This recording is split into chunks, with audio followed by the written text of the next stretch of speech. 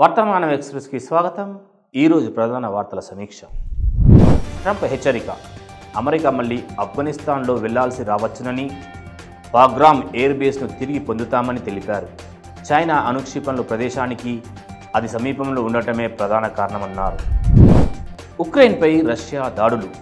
అమెరికాలో Trump Zelensky చర్చలు విఫలమైన వెంటనే రష్యా ఉక్రెయిన్పై డ్రోన్ మిసైల్స్ దాడులు చేసింది. ఈ దాడుల్లో ఒకరు మృతి చెందగా 50 మంది గాయపడ్డారు.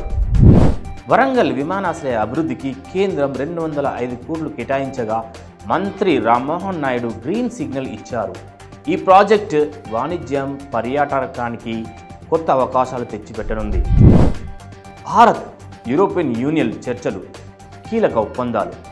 ప్రధాని Modi European commission chief Ursula van der లెయన్ వాణిజ్యం, డిఫెన్స్, ఇండో పసిఫిక్ శాంతి వంటి అంశాలపై చర్చించారు.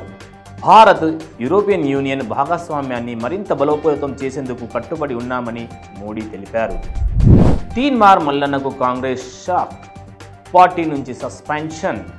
పార్టీ వ్యతిరేక వ్యాఖ్యలు, ప్రభుత్వంపై విమర్శల నేపథ్యంలో తీన్మార్ మల్లన్నను కాంగ్రెస్ క్రమశిక్షణ కమిటీ సస్పెండ్ చేసింది. కొత్త ఇన్ఛార్జ్ మీనాక్షి నటరాజన్ హైదరాబాద్ రాగానే ఈ చర్య తీసుకోవడం రాజకీయంగా చర్చనీయాంశమైంది. ఇందిరమ్మ ఇండ్లు, కొత్త రేషన్ కార్డుల పంపిణీపై తెలంగాణ కేబినెట్ కీలక నిర్ణయం తీసుకోనుంది. లబ్ధిదారులను ఈ నెలలోనే ఫైనల్ చేయాలని ప్రభుత్వం భావిస్తుంది. నిరుద్యోగులకు స్వయం ఉపాధి పథకం. మార్చి 2న వనపర్తిలో 6,000 కోట్లతో స్వయం ఉపాధి పథకాన్ని సీఎం రేవంత్ రెడ్డి ప్రారంభించనున్నారని ఉప ముఖ్యమంత్రి బట్టి విక్రమార్క తెలియజేశారు. Trump tariff shock. మార్కెట్లకు భారీ నష్టం. అమెరికా అధ్యక్షుడు ట్రంప్ ప్రకటించిన కొత్త తారీఫ్లు ప్రపంచ మార్కెట్లను కుదిపేశాయి.